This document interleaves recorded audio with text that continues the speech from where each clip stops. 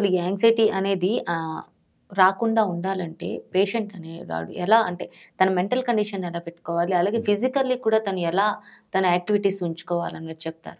Anxiety అనేది ఓ 2 రకాలు ఉంటదమ్మా. ఒకటేమో సైకలాజికల్, హ్మ్. అంటే మన మైండ్ నుండి, యెస్. ఎమోషన్స్ నుండి. రెండోది ఏంటంటే ఫిజికల్ రెస్ట్‌లెస్‌నెస్. ఆ ఫిజికల్ రెస్ట్‌లెస్‌నెస్‌తో కూడా మెంటల్ రెస్ట్‌లెస్‌నెస్ లీడ్ అవుతుంది.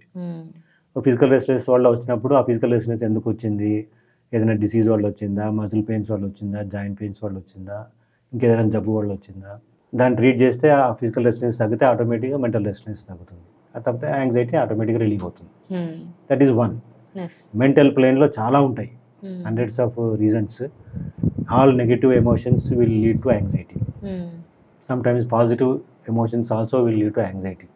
ఇప్పుడు ఎలా అంటే ఒక చాలా గుడ్ న్యూస్ విన్నారనుకోండి, గుడ్ న్యూస్ విన్నప్పుడు కూడా సడన్గా వింటే వాళ్ళకి యాంగ్జైటీ క్రియేట్ అవుతుంది హ్యాపీనెస్ వల్ల.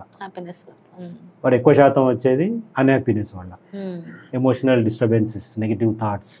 సో అవి మేము అబ్జర్వేషన్లో ఏంటంటే ఒక ఇంపార్టెంట్ రీజన్ జెనెటిక్ ఉంటుంది, అది బాడీ నేచర్. కొంతమంది ఏంటంటే పక్కన బాంబు పడ్డా కూడా వాడికి ఏమవుతుంది, రాయిలాగా ఉంటాడు అనమాట.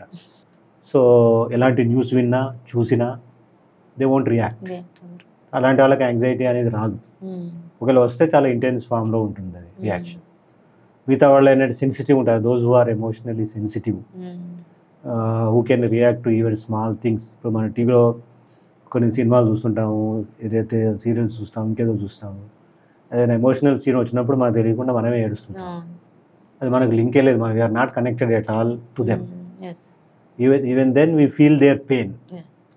So that is a kind of positive emotional disturbance.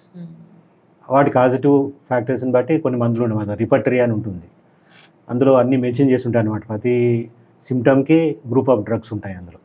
Okay symptom ఎన్నో రకాలు: anxiety due to exams, anxiety due to travelling, anxiety due to exposure to cold weather, fear of exposing to cold weather, fear of exposing to warm weather. ఇలా ఎన్నో conditions చెప్పొచ్చు అనమాట.